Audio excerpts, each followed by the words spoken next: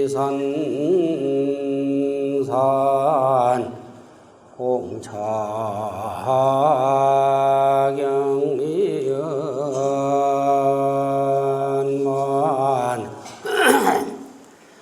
호륜 본불락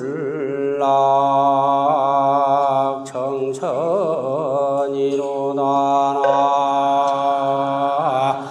모아이미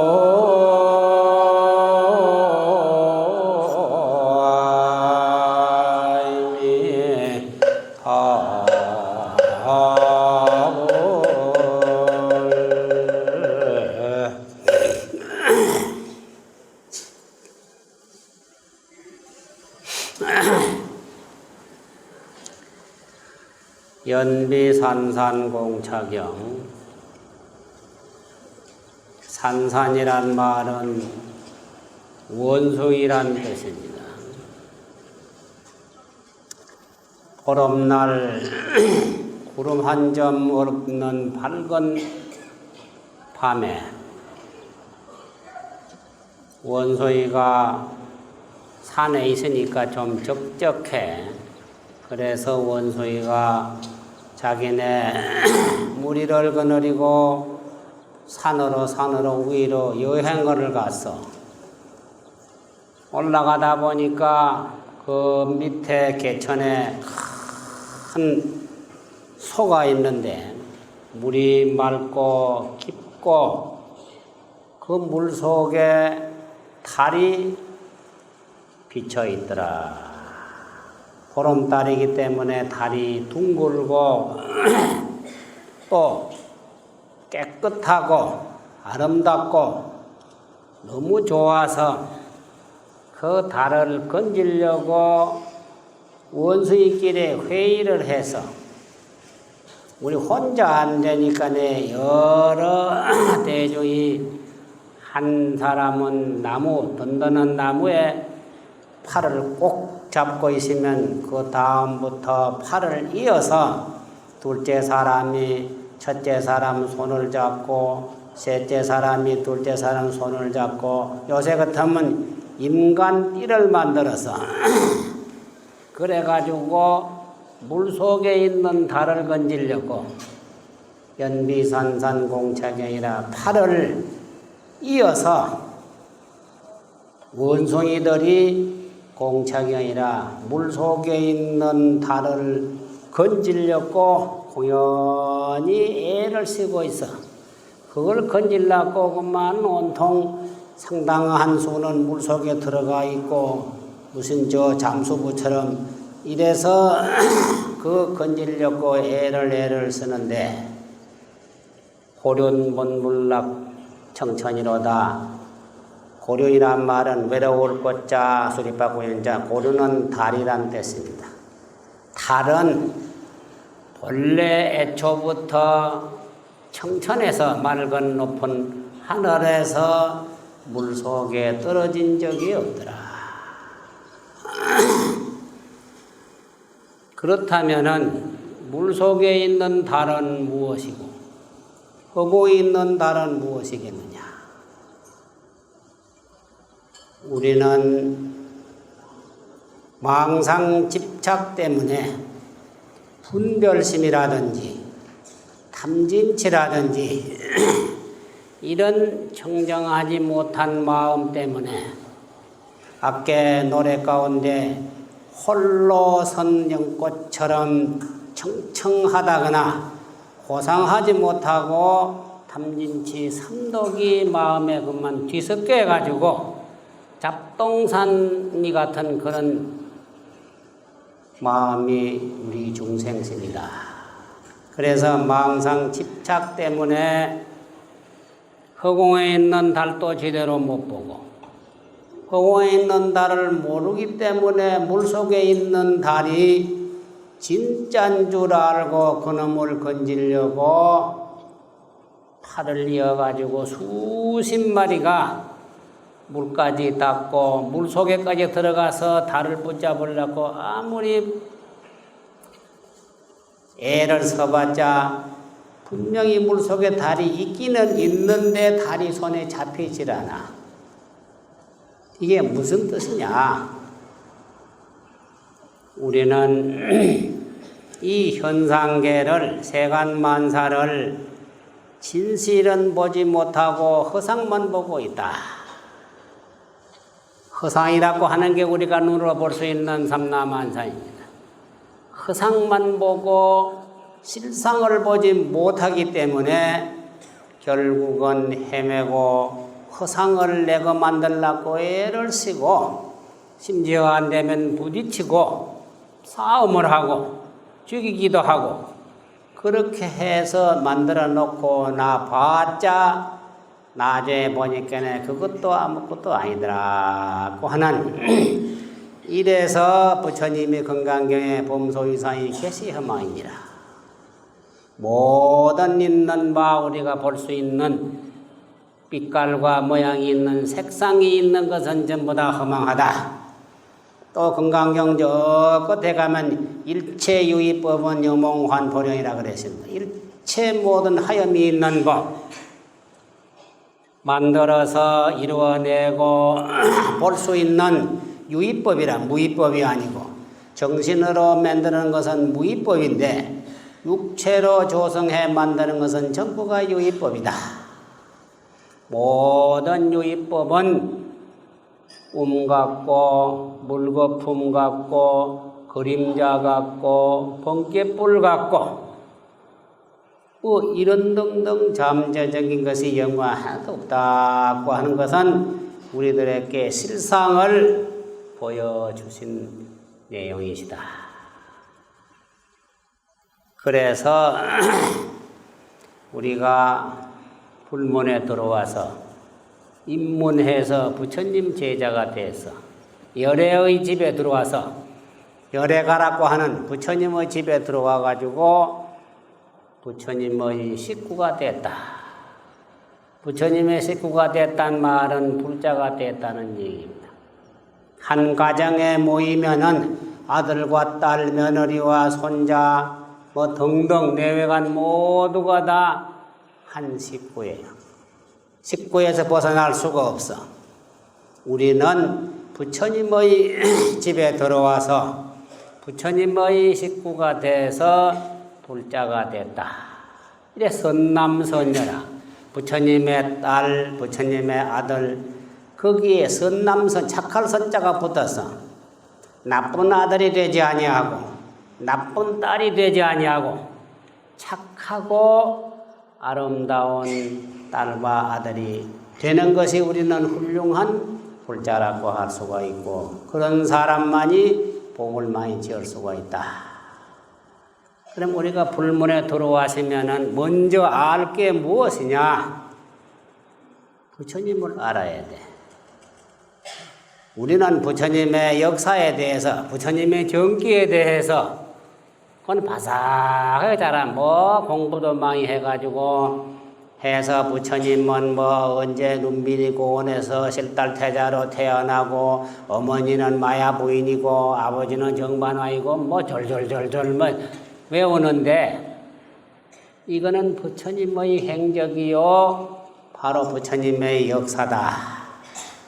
이것도 중요하지만은 부처님의 가졌던 사상이 무엇이었던가? 우리는 부처님의 이력을 잘 알아야 됩니다.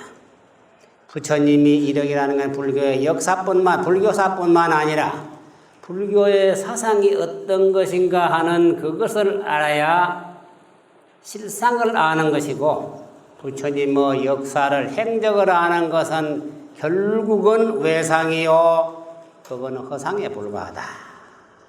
부처님 역사 아무리 똘똘똘 알아봤자 그것도 꼭 필요하지만은 그것만 가지고는 우리의 부처님 집에 들어와서 식구가 된 불제자로서는 역할을 다하는 게 아니다.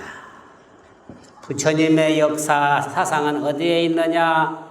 부처님의 경전 속에 담겨 있습니다.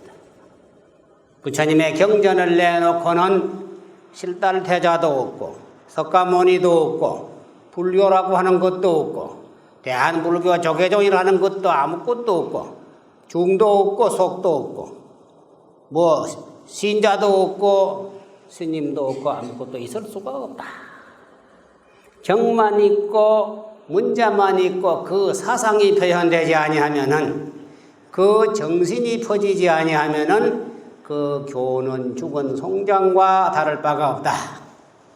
불교의 존재 가치를 우리는 바로 이해하지 못한다고 하는 것도 우리는 분명히 알아야 되기 때문에 불교사를 아는 것도 중요하지만은 부처님의 사상을 알아야 된다. 우리는 흔히 말하기를 그럽니다. 소성은 좀 시원찮고 뭐 그건 낮고 대성은 좋고 이것만도 아닙니다. 소선경전 속에도 대성 사상이 없는 것도 아니고 대성경전 속에 소성 사상이 없는 것도 아닌데 우리는 뭐 크게 뭉쳐가지고 남방불교는 소성불교고 북방 우리 뭐 중국이나 몽골이아나 일본이나 티베트나 이런 데는 전부 다 무슨 대성불교다 이렇게 보는 것도 매우 위험한 사상이 아닐 수가 없습니다. 그렇기 때문에 불교를 소성은 뭐 좀 뭐 저속하고 대성은 고상하고 그렇게만 봐서도 안 된다.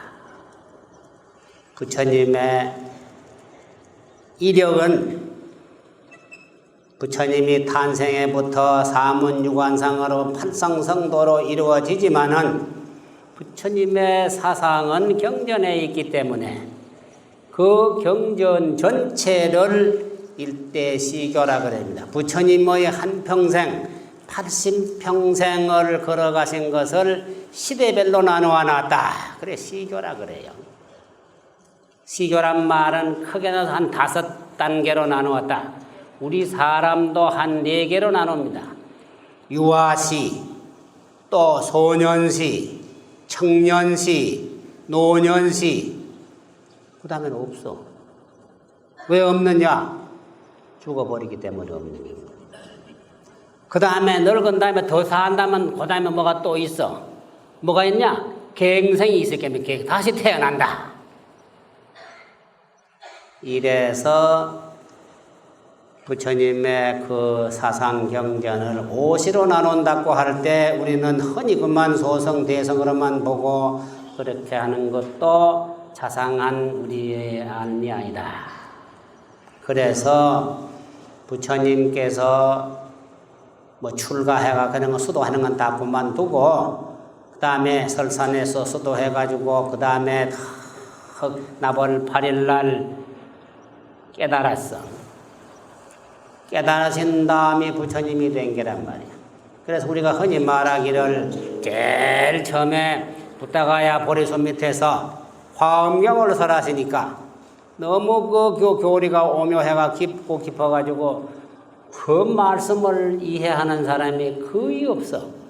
사리불, 목련, 수보리, 그 다음에 부르나 이런 4대 제자 같은 이만 알지. 그 외에 일반 대중은 무슨 소리인지도 못 알아먹었단 말이야. 여롱양매이다. 들어도 귀머거리 같고 보아도 봉사와 같아가지고 전혀 우리가 무슨 말씀을 듣고 이해를 하지 못한다면은 그거는 안 듣거나 다를 바가 없습니다.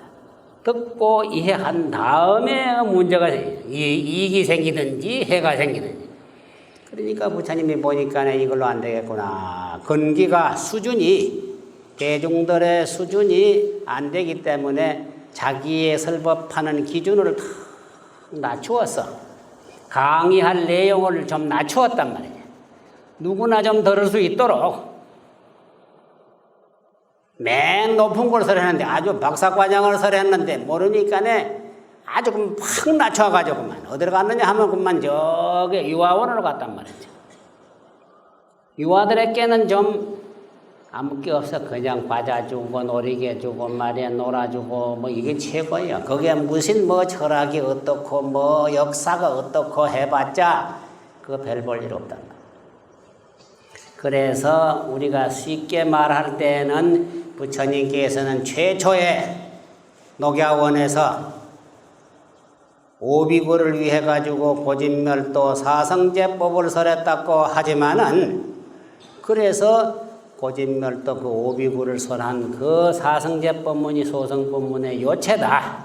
그것이 근본 불교요, 원시 불교요. 그게 부처님의 최초의 바탕이라고 하고, 그 다음에 이제 흔히 이제 말하기를 쭉 이제 법상종을 해성시교로 해가지고 반야부 공종을 해가지고 그 다음에 열반경, 화엄경설가 마지막에 이제 법화경설에 마치고 맨 휘 돌아가실 때 유원한 유교경을 설하고 마쳤다.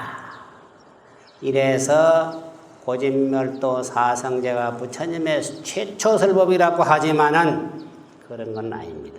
그 이전에 이미 설법을 했어. 고진멸도 사성제 법문서라는 것은 소성교고 그 이전에 부처님이 성도하시기 전에 보리수 밑에서 공부하고 계실 때 공부 6년 고행을 했으니까 6년 고행한 고행상 보셨죠? 바짝 말라가지고 피골이 상접해서 머리카락도 그만 깍 안 해가지고 마치 새집처럼 돼 있고 뭐 제대로 그만 잡수니까 없어가 바짝 하루에 그냥 보리 한 줌씩 그 한 줌씩 그 정도로 잡수고 고행을 했으니까 바짝 말랐지 뭐 어제 살찔 수가 있나요? 그래가 그만 그렇게 이제 6년 고행을 가지고 깨치실 시기가 얼마 안 남았어. 그때에 그게 부처님이 성도하시기 전입니다. 불화라고 하는 사람하고 위타라고 하는 두 거사가 이 사람이 누구냐 하면은 요새 같은 무역상 하는 사람이야. 아주 돈 많은 장사꾼이다. 그러니까 물건을 많이 사가지고 두 사람이 합자해서 같이 공동하는데 500마리 수레를 가지고 물건을 싣고 이제 동쪽에 사가지고 서쪽에 가 팔고 이제 국내지 해외는 아닙니다. 그때는. 그래서 그냥 물건을 비단도 음식도 그릇도 장식구도 사가지고 그 보다가야 보리수 앞을 지나가는데 그때의 보리수를 지키던 수신이 있어. 그게 말하면 신자이란 말이야. 수신이 그 두 장사하는 무역상에다가 계시를 했어. 너희들이 돈 버는 것도 좋지만은 지금 부처님이 곧 성불을 하셨는데 6년 고행해가지고 말라서 영그만 행편없으니까 너희들이 지금 고향을 올리면 복이 한량이 없다. 이렇게 계시를 했단 말이야. 그렇게 그러면 느낌을 얻었어. 그래가지고 그걸 찾아보니까 부처님이 보리수 밑에 금강좌우에 딱 앉았는데 그냥 행편은 뼈밖에 없어. 그래가지고 마맥이라 하는 게 있어. 마맥초라고. 보리가리를 가지고 요새 그냥 미숫가리라 보리를 빠서와가지고 부드럽게 해가지고 꿀에다가 반죽을 해서 그 뭉튀기랑 무슨 뭉튀기 밥처럼 진짜 맛있습니다. 그게 진짜 토종 꿀에다가 보리가루를 깔아가지고 뭉쳐놔봐요.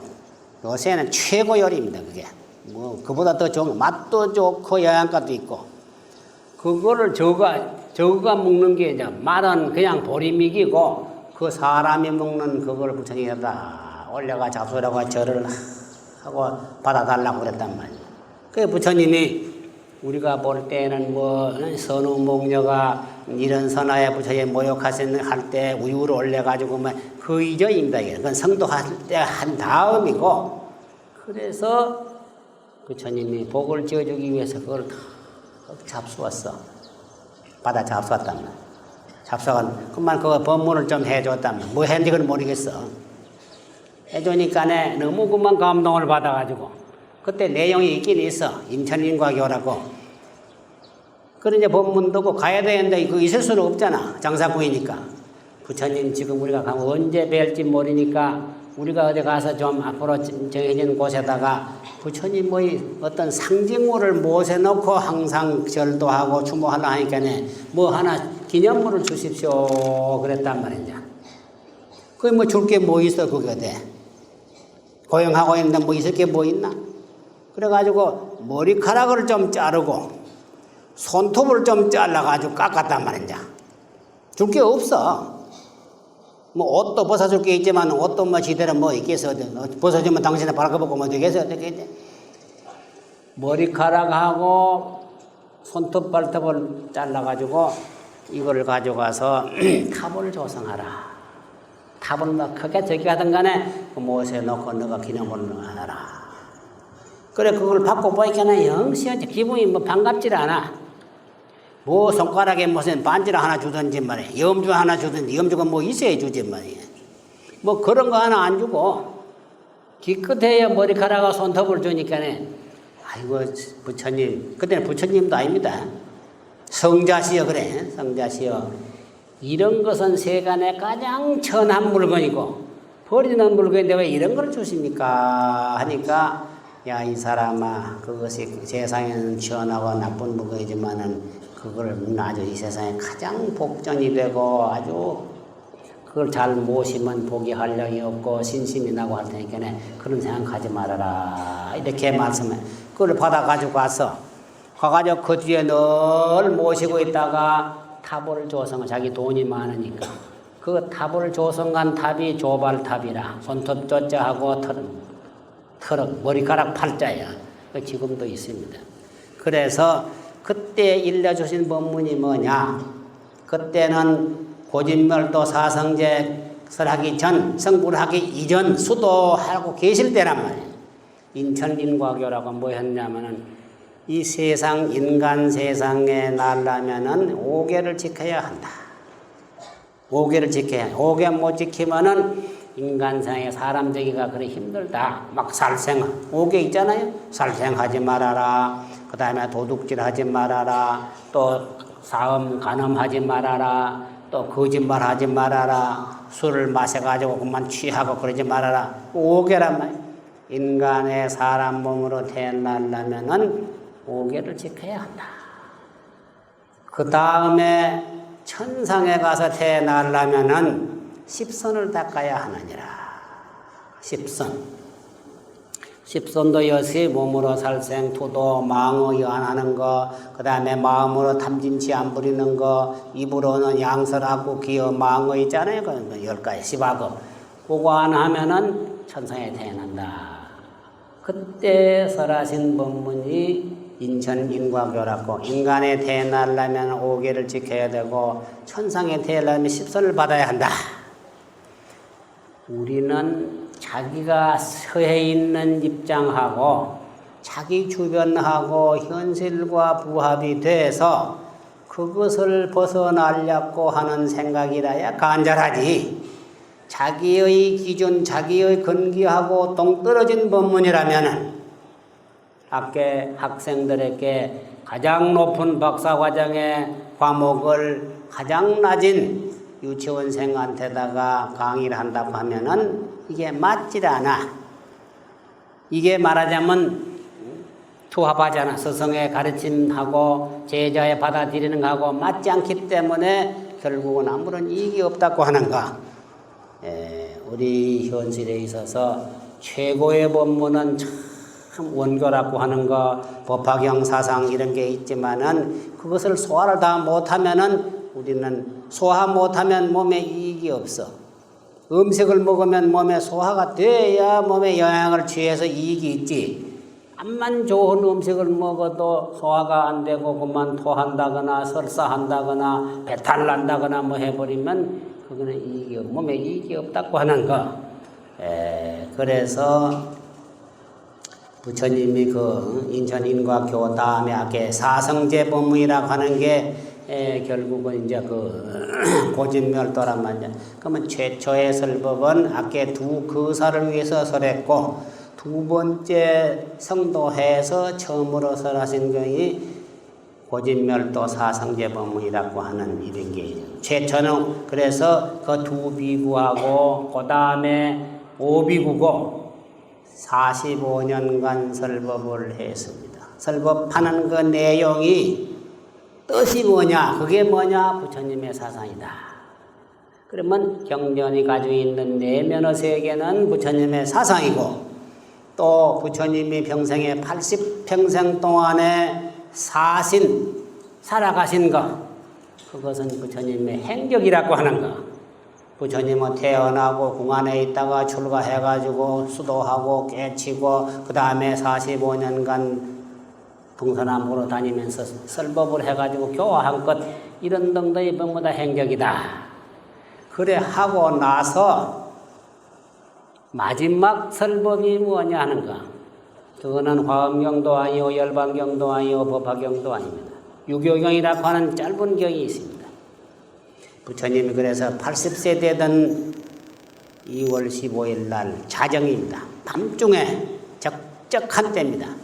요즘은 서울 같은 데는 밤 되면 밤도 뭐 낮까지 불야성 아닙니까? 뭐 전기불도 가로도 많고 차가 댕기고 하지만 그 뭐 옛날에야 부처님이 그때는 뭐 그런 도해지가 없으니까 밤 되면 영구만 뭐 적막하지요. 조용해가지고 물소리, 새소리밖에 안 들릴 겁니다.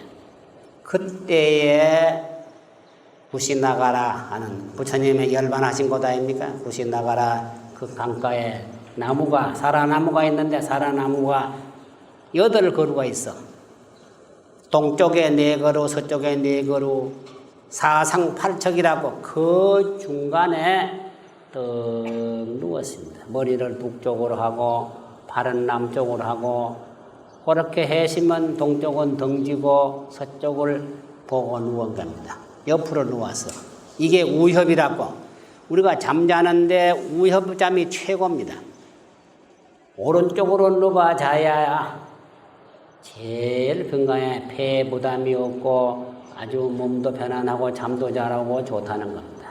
그래서 이제 왼쪽에 누워 자는 것도 안 좋고 하늘 쳐다보고 밴디기 누워자면 송장잠이라 8팔자 잠자는 송장이 죽은 사람이 그만 천장 보고 누워있죠. 또 엎드려 자는 것도 좋지 않아. 그래서 오른갈비를 땅 쪽으로 그 다음에 서쪽을 향하고 얼굴을 고래 누워 자는 것을 익히면 그게 길상수라 해요. 길상, 좋은 자는. 길상수고 가장 건강에 좋다고 하는. 그리고 그렇게 누워가지고 또 이제 돌아가려고 하는데 모두 그만 당신이 미리 예고했으니까 모두 와가지고 울고 막 좀 더 사십시오 하고 막 그렇게 해도 인연이 닿으면 가느니라. 그래서 인연이 닿으면 가는 거예요. 생자 필멸이니까 태어나시면 언젠가 가는 거. 한번 모으면은 만나면 또 헤어질 때가 있어. 절대로 수처전 같이 있는 부분 없어. 그래서 헤어져도 슬프고 슬프지만은 참고 그게 바로 재행무상의 진리이기 때문에 그 진리는 누구도 거역할 수가 없어. 그러니까 괴롭다고 하는 게 이제. 그래 부처님이 마지막 설법을 다 했습니다. 그 밤중에 12자정이에요. 고요한 밤에 아무도 없는데 뭐 대중은 제자들만 모였는데 고요한데 마지막으로 이제 하신 말씀이 너희들이 내가 간다고 슬퍼하지 말아라. 내가 왔기 때문에 반드시 가야 한다.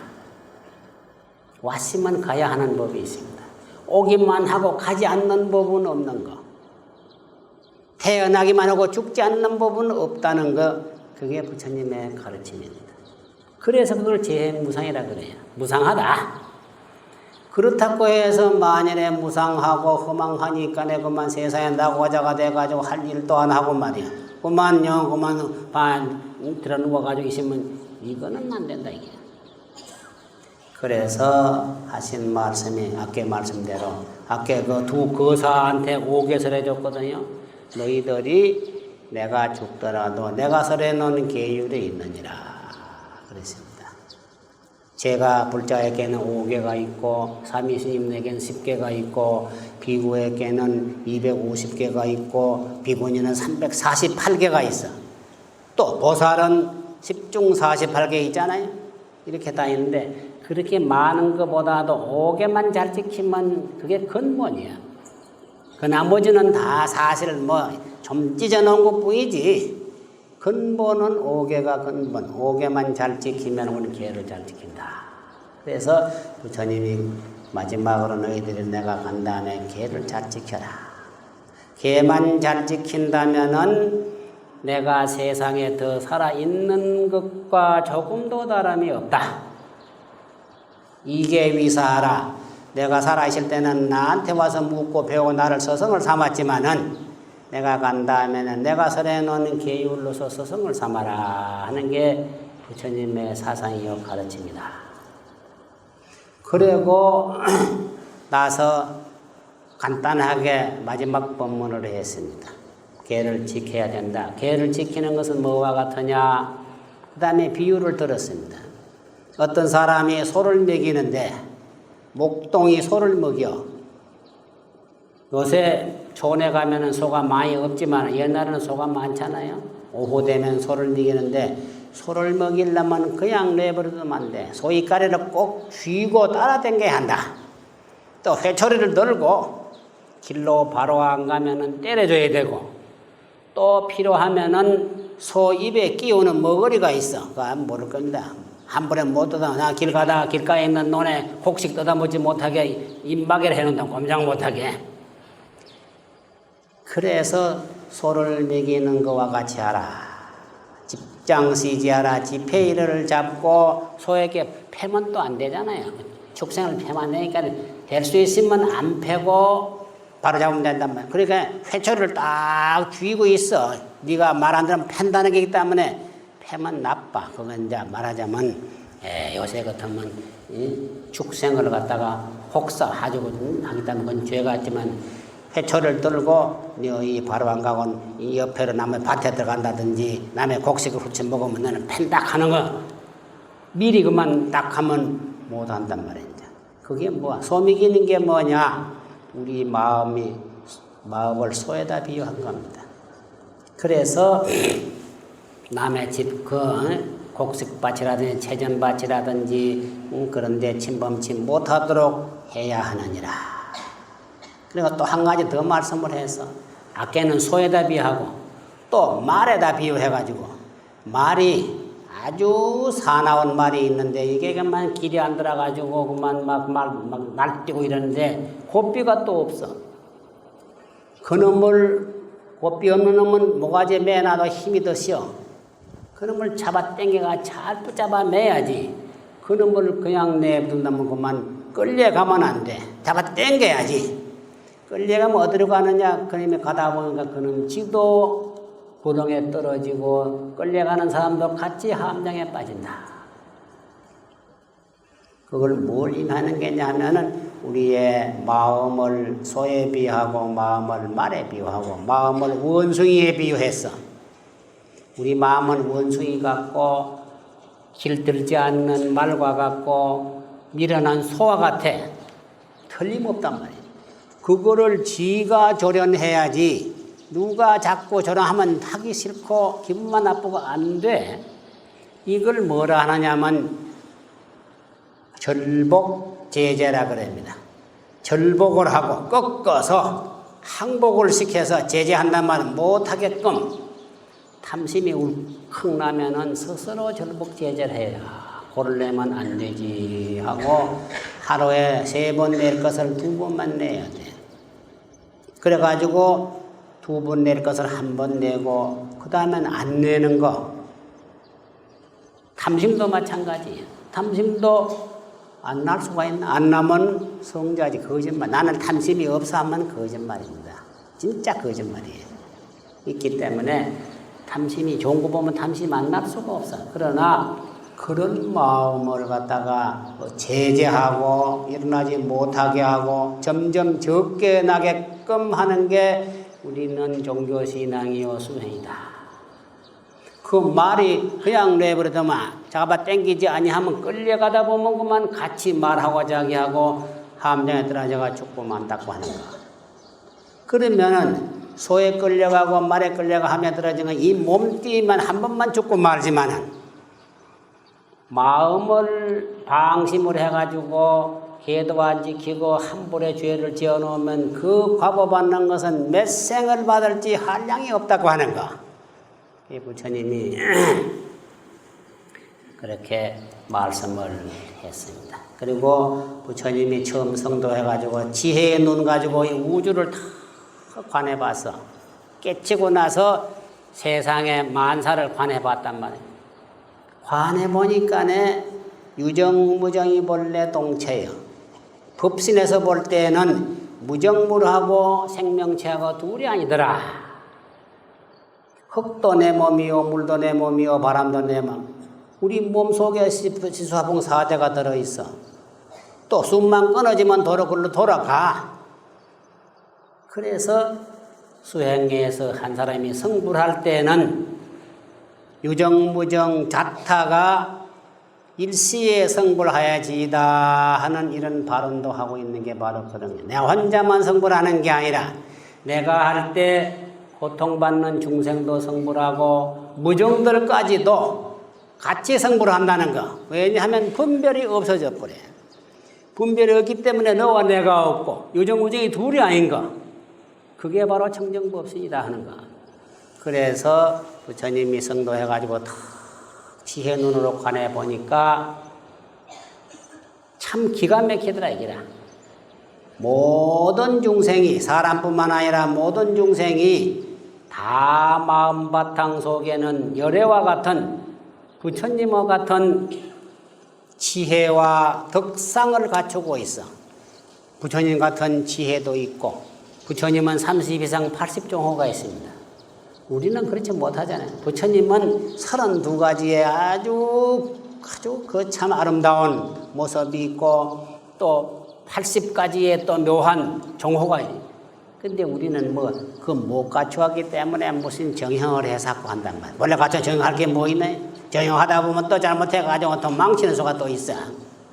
그래서 부처님은 아주 지혜, 모든 중생이 부처님 같은 지혜, 그 다음에 덕상을 갖추고 있건만은 어째서 이 육도로 윤회하고 또 업을 짓고 마음이 아름답지 못하고 이런 거. 그게 너무 이상해서 기재라 아주 참 너무 이상하다고 탄식을 했어. 보관 일체 중생원인 널리 일체 중생들을 관해 보니까네 개유 열의 지혜 덕상이 연마는 모두가 다 부처님의 지혜와 덕상을 갖추고 있어. 부처님의 지혜가 뭐냐? 지혜는 두 가지. 근본지가 있고 시각지가 있습니다. 우리는 근본지는 있는데 시각지가 없어. 본래 마음 바탕에 가지고 있는 지혜가 근본. 본래 가지고 있는 지혜가 있는데 이 지혜가 가리워 가지고 빛을 발하지를 못해. 예를 들면은 허공 안에 구름이 하나 한 점 일어난다. 본래 없던 겁니다. 일어나가 한 점 잠시 있어. 그놈이 머물러 있어. 구름이 일어나는 거, 구름이 머무르는 거, 그 구름이 영원히 있는 게 아닙니다. 언젠가는 거기에 멸해. 한 시간도 안 가. 운기와 운주와 운멸이라고 하는 거. 일어났다가 머물러 있다가 멸한다. 이게 우리 몸에는 생로병사입니다. 구름이 일어나는 것은 생과 같고 한평생 80이나 사는 동안에 오는 구름이 머물러 있는 것과 같고 죽는 것은 구름이 사라지는 것과 같다. 구름이 사라지는데 허공 정체는 조금도 손상이 없다고 하는 것. 우리의 마음은 천백생을 생사윤회한다 하더라도 법신체는 생멸이 없다고 그랬습니다. 생멸이 있는 것은 바로 육신이다. 그래서 부처님이 열의 지혜 덕상을 갖추었단 말은 다 근본지가 있는데 시각지가 없어. 시각지란 말은 구름을 다 털어버리고 머노망상 다 없애고 오롯하게 본체가 또렷이 드러나는 게 시각이다. 부처님이 나벌 8일날 성도하고 새벽에 새별을 보시는 순간에 깨달았다 그러잖아요. 성도하셨나요? 그때가 시각이란 비로소 본각을 알았다는 겁니다. 본각이 본래 있는데 본각을 그때야사 비로소 알았다. 그 안 때가 성불이라는 거. 그때가 오도라고 하는 거. 그래서 우리는 근본지는 있는데 시각지가 없다. 부처님은 일체중생을 보니까 다 열의 지혜 덕상을 갖추고 있건만은 눈에 하는 게 너무나 가속하더라. 왜 그런가 하고 관해보니까 원인이 뭔가 살펴보니까 망상집착이라 그랬습니다. 망상집착 때문에 열의 지혜도 발휘하지 못하고 또 열의 덕상도 갖추지 못하고 중생 우리 요 모양 우리 요꼴로 살아가더라. 우리도 참 그래도 못난 건 아닙니다. 그래도 아침에 차 타고 가다가 하나 길에서 보니까 모두 출근한다고 특히 젊은 사람들 쭉 걸어가는 모습이 참 아름답습니다. 일하려고 하는 모습 진짜 그걸 또 아름답게 보면 진짜 부처님처럼 보여요. 또 많은 사람이 있으면 3,000불이 다 있는 부처님이 여기 있는 거지. 우리 마음이 바로 부처님이에요. 근데 그 속에 좀 까만 게 좀 있는 게 좀 문제예요. 그게 발동을 하면 문제를 일으킨단 말이죠. 시끄럽게 하고 말이에요. 개도 짖고 남도 해롭게 하고. 그거를 좀 억제하라는 게 부처님의 가르침이에요. 그래서 부처님이 망상 집착 때문에 지혜도 없고 복도 없고 업장만 있고 무명만 가득하느니라고 했단 말이에요. 망상집착이라는 게 또 뭐냐? 망상집착은 본래 없는 겁니다. 아까 내가 개성에 보면은 연비산산공차경 원숭이들이 원숭이 띠를 해가지고 팔을 잡아가지고 물까지 내려가서 물속에 달을 잡으려고 하는 게 망상집착이에요.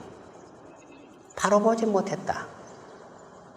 만일에 그 물속에 있는 달이 실체가 아닌 줄 아는 지혜만 있었더라면 그런 수고할 필요 없어. 저거는 물속에 있는 달 그림자다. 그거 본래 없는 것이다. 그 경치가 참 좋다. 이럴 뿐이지 그놈을 건질라고 온통 족속을 동원해가지고 말이야 산에서 팔을 이어가지고 물에 들어가면 얼마나 고통이 많아 그게. 그래봤자 그래서 거기에 대해서 망고벽담 공개월을 오래오래 천년만년 푸른 못 속에 있는 달을 제3노록시여 이제 2번, 3번, 1000번, 만번 건져보고야 그때야서 비로소 아느냐. 건져보니 없더라 이게. 없지. 그때서 아이고 없구나. 왜 안 해보고 모르느냐 이 말이야. 그게 중생이야. 그게 뭐냐 하기에는 망상집착이요 무명이요 지혜가 없기 때문에 세세생생에 지혜하는 일을 안 하고 망상집착으로 그만 탐진치로 캄캄한 업만 했어. 무명 업만 지었단 말이야. 그러니까 내 본래 있는 근본지도 모르죠. 내가 부처인지도 모르죠. 또 뭐 하려면 그만 그놈이 앞에 나와 그놈이 휘저는다. 그 힘이 무명 힘이 더 강하니까네. 지혜의 힘이 강하면은 무명을 콱 눌릴 터인데 무명의 힘은 강하고 지혜의 힘은 약하니까 꾹 눌려면 지혜의 힘은 뭐 있는 동 만 동 마찬가지예요. 성세력, 잠세력이라 하는 게 이 세상에 이 물리도 마찬가지, 정신도 마찬가지. 물리적으로도 성세력이 있어. 힘이 강한 데가 있고 약한 데가 있어. 100톤짜리 돌이 내리치는 거하고 한 건짜리 돌 내리치는 거하고 이 힘은 달라. 압력이 다르단 말이죠. 압력이 다르면 강한 물건이 내리치면 그만 맞는 게 다 깨져 아무것도 없고 이가 한 마리 떨어져가지고 아만 내리쳐봤자 멍도 안 들어. 가벼우니까. 또 이 지수화풍 4대 성이라고 하는 거 지대의 성이 굳은 거, 수대의 성이 적시는 거, 화대의 성이 뜨거운 거, 풍대의 성이 동하는 겁니다. 견섬난동 이 네 가지는 지수화풍 4대의 자성이 성입니다. 그 성은 보이는 게 아니에요. 우리도 그 사람은 분명히 보고 몸때가 있고 눈, 이목구비가 다 있는데 그 사람의 심성을 보려면 안 보인단 말이에요. 안 보이잖아요. 그래서 그 성도 그 성과 우리가 지어놓은 업이 그 성과 함께 있기 때문에 악업의 성이 강하면은 악한 대로 머리가 기울어지고 선의 업이 가면 선한 대로 기울어지는 겁니다. 정올 때 마찬가지예요. 그래서 불 속에도 물의 성품이 없는 게 아닙니다. 불 속에도 물의 성품이 있는데 불 속에는 뜨거운 성품이 강해 많고 물 성품이 적어. 촛불 속에 수분이 없으면 불이 못 켜집니다. 물 속에도 불의 성분이 있어. 우리가 바닷속에 가가지고 멀리 보면 밤에 저쪽 한 내병리밖에 멀게 보여. 요새 뭐라 하냐면 그건 고깃대가 나온다 그럽니다. 고깃대가 무슨 물들이.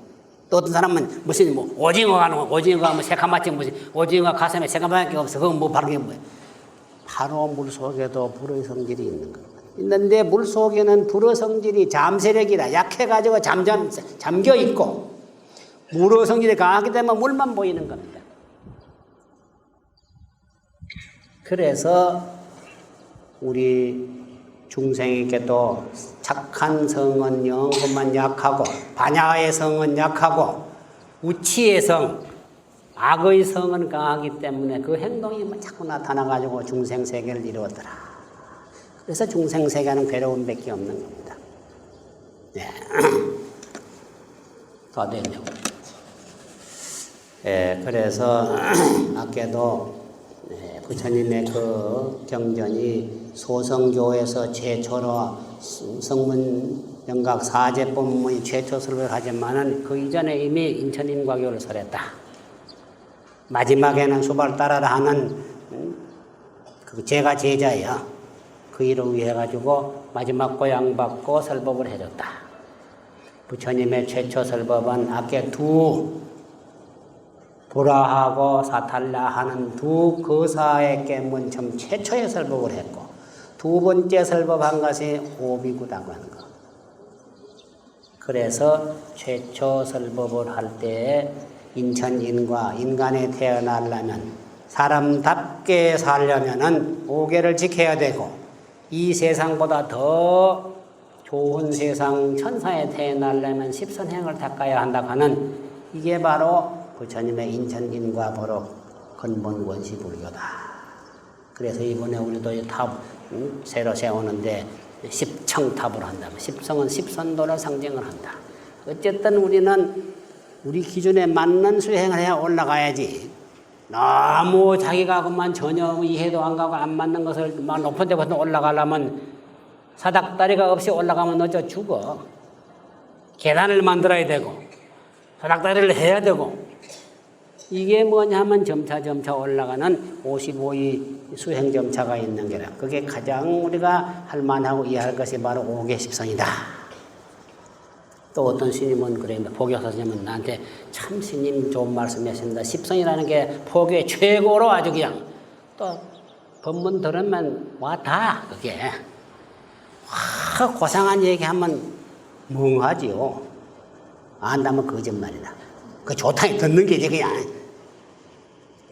그래서 이번에 탑하는 것도 8월까지 마칠 겁니다. 이제 지금 한창 하고 있기 때문에 그게 이제 십청탑이 십선행이고 또 팔각이라 뭐가 팔각이야. 그게 이제 팔정도란 말이냐. 선정을 닦아야죠. 그래 이제 십선행 하면 선정이 생기죠. 그래 그 다음에 요 뒤에다가 또 조계사 사작비를 하나 지금 세우고 한꺼번에 8월달을 마친다 하는 것도. 그래서 이번에 십청하는 것도 십선행이 그렇게 중요하다는 것을 알려드리고 우리도 5개 십선부터 잘 밑에 기초를 잘 닦아가지고 사다리를 놔가 한 칸 한 칸 올라가야지. 그만 맨 높은 데부터 올라가려 하면 그만 올라가지도 못하고 자빠지는 게 그게 이제. 그래서 어쨌든 거기에는 신심이 최고야. 신심이 뭐냐? 터전이다. 신심이 기본이라는 거. 신심이 바로 힘이라고 하는 거. 이런 마음으로 신심을 갖고 절에 있든 절에 안 오시든 집에 있든 직장에 있든 부처님을 향한 신심만은 점점 갈수록 더 굳고 강하도록 노력해서 살아가도록 하고 어려운 일이 닥치면은 스스로 그 신심으로 이겨내고 이해하고 딛고 올라갈 수 있는 용기를 길러야 된다. 원망은 하지 않고 살아가도록 합시다.